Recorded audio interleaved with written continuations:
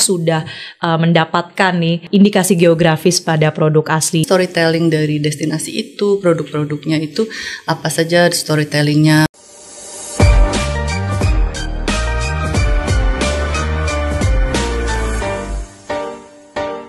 Nah, kalau kembali lagi ke indikasi geografis, kalau kemudian sudah mendapatkan nih indikasi geografis pada produk asli daerah, itu dampaknya seperti apa sih Pak kalau secara ekonomi? Ya tentu karena sudah diproteksi, maka bisa dipastikan kalau apalagi indikasi geografis, begitu mendapatkan sertifikat, maka biasanya harga produk itu naik. Ya itu karena ada memang turis ataupun wisatawan, apalagi dari mancanegara, mereka akan mencari otentiknya suatu produk, ya. Dan indikasi geografis itu produknya bersifat premium. Tadi seperti kopi Gayo. Kopi Gayo tuh dikembangbiakkan di 3 kabupaten. Artinya tidak boleh ditanam di tempat lain karena sudah menjadi indikasi geografis, melekat faktor alam di sana dan faktor manusia. Sehingga kalau mau mencari secara otentik bagaimana cara bercocok tanam, menikmati langsung di daerah itu, ya harus ke sana, harus ke Gayo. Sehingga memang petani pun akan naik skala ekonominya dan terlindungi produk-produknya. Jadi kita juga dari Jenkai atau Kementerian Hukum punya program kawasan wisata berbasis kekayaan intelektual. Jadi kita dorong juga nih agar masyarakat paham kekayaan intelektual dan masyarakat lebih mengenal tentang produk-produk yang sudah terlindungi dengan kekayaan intelektual. Menarik ya, jadi itu memang ada nilai ekonominya juga yang didorong dengan mendaftarkan indikasi geografis. Nah, bicara soal memilih produk asli daerah, ternyata memang ini sejalan nih Pak dan Bu dengan hasil polling kita. Kita lihat ya. Jadi sebelumnya kita sudah melaksanakan polling teman-teman di media sosial. Ini pertanyaannya adalah, pernah nggak kamu sengaja pilih produk karena label asli daerahnya? Nah, ternyata ini hasilnya sebetulnya cukup positif ya. Kalau kita lihat ini ada kurang lebih ada total 86% yang memang memilih untuk membeli suatu produk karena label keaslian dari daerahnya. Baik itu yang memang selalu membeli produk asli ataupun sering dan juga mungkin hanya sesekali, tapi mungkin masih ada PR-nya nih Bu, dari 13% yang tidak pernah membeli produk asli daerah. Mungkin tanggapannya dari Bu Menteri seperti apa? 25% selalu dan sering itu kan berarti 50% tuh Pak ya. Iya. Dan kadang-kadang ya mayoritas berarti ini ke daerah untuk mencari produk asli. Ini bagus banget, berarti sudah memang destinasi itu melekat dengan interest untuk mencari produk gitu. Wisatawan lebih senang mencari produk asli daerah tersebut. Saya sih menyambut baik ini dan mungkin yang kadang-kadang dan nggak pernah ini harus dipromosikan lebih baik lagi supaya jadi lebih tinggi lagi hasilnya. Ya, iya, kalau menurut Pak Herman seperti apa Pak? Ya, jadi tadi indikasi geografis kan karena karakteristik, kualitas dan reputasi, ada uniqueness di sana. Jadi memang kita harus mengenalkan khususnya kepada generasi Z ya. Kita punya kekayaan yang luar biasa. Indonesia tuh mega biodiversity. Nomor 1 tuh Brazil, nomor 2 Indonesia. Luar biasa kita, jadi ini kita harus mengenal lebih jauh lagi tentang produk-produk asli unggulan daerah yang sudah terdaftar khususnya dengan indikasi geografis.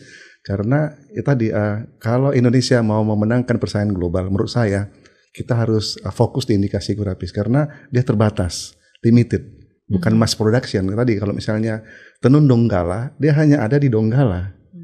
Bawang goreng Palu dia hanya ada di Palu, misalnya seperti itu kan Palu atau Donggala hanya berapa. Kopi Kintamani hanya ada di Kintamani, sehingga dia tidak harus diproduksi secara massal, tapi limited, tapi harganya premium. Nah, dengan demikian tidak akan bisa disaingi oleh produk-produk lain di luar negeri karena hanya ada di daerah tersebut. Maka tadi Ibu Menteri bilang wisata berbasis community base ini sangat-sangat menarik storytellingnya karena ada karakteristik dan keunikan. Oke. Nah, Bu Menteri pernah ada cerita nggak sih Bu ketika Ibu, pasti banyak nih ya, ketika Ibu mungkin mempromosikan Indonesia ke luar negeri, kemudian ada 1 atau 2 produk dari Indonesia yang memang sangat melekat di hati orang-orang di luar sana? Batik ya, batik dan tenun juga. Nah, contohnya nih saya memakai batik waktu saya jalan-jalan ke Desa Wukirsari ini di Yogyakarta. Nah, desa itu menang UN Tourism Award, Bu ya. Jadi di sana wisatawan bisa belajar membatik dan membeli batik-batik. Nah, waktu kami juga ke Osaka untuk Osaka Expo, kami memasang satu lantai itu tenun dari berbagai daerah Indonesia, dan di situ kami berikan cerita storytellingnya dan buatan daerah mana begitu. Jadi di sana mereka sangat terkesan dengan tenun kita, wastra kita begitu. Jadi ini menjadi experience yang unik, dan menurut saya untuk berkelanjutan kami akan bawa pameran-pameran wastra ke luar negeri, di mana kami akan pergi misalnya ke Expo di Berlin, di London nanti, dan negara-negara, even ke India juga kami bisa bawa. Jadi ada satu wall yang ada wastra, indikasi geografisnya, dan juga kita selalu menyuguhkan kopi, tea, dan juga jamu. Iya, kopi kita itu dari Sabang sampai Merauke ada ya, Bu. Gimana kalau di luar sana itu kopi Indonesia bahkan menjadi salah satu beans yang memang jadi pilihan ya, ibaratnya lebih mahal gitu kalau mau pakai biji kopi dari Indonesia.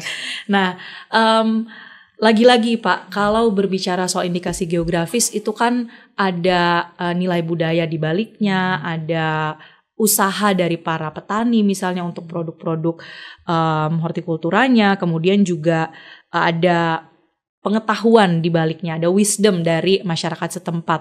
Nah, kalau kemudian itu diklaim, gimana sih Pak caranya supaya kita bisa memperjuangkannya, supaya itu tetap menjadi milik suatu daerah di Indonesia? Ya, jadi kekayaan intelektual itu rejim hukumnya adalah delik aduan.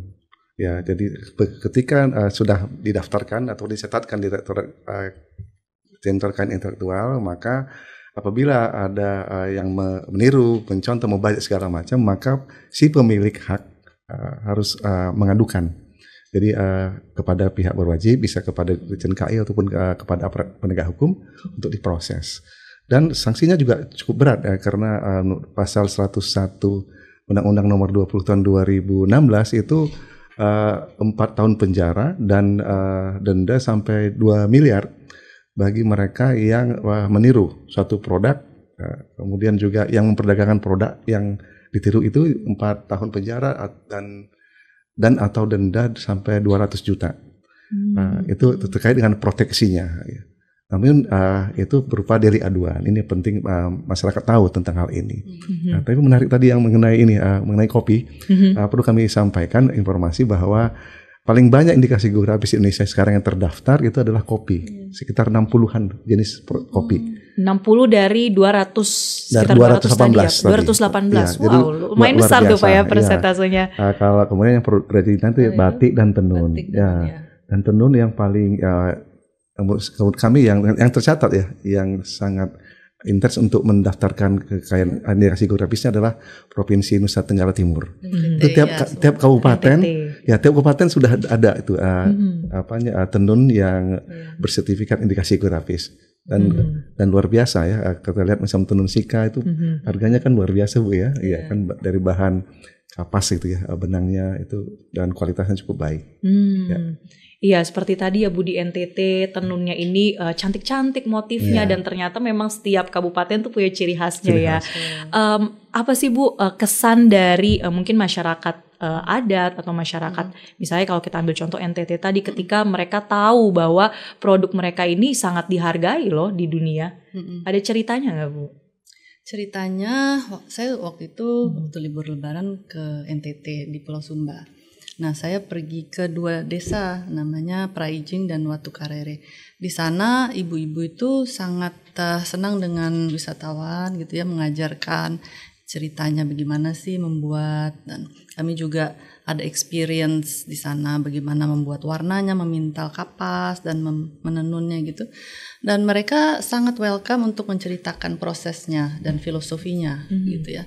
Nah, karena itu menjadi terkenal dari wisatawan mancanegara yang high net worth atau mempunyai daya beli tinggi. Contohnya di Sumba itu ada hotel Nihi Sumba yang sudah baru saja menerima 3 key Michelin Keys 3 star ya. Three Keys. Nah, ini karena mereka terkenal untuk experience-nya yang otentik dan dekat juga dengan desa-desa wisata, di mana ada experience mengenal tenun dan juga belajar beberapa hal mengenai arsitektur dan kultur di sana. Jadi ini sangat penting storytelling, lagi-lagi storytelling dan indikasi geografis itu penting sekali untuk mempromosikan pariwisata. Jadi kita harus kolaborasi bersinergi. Iya.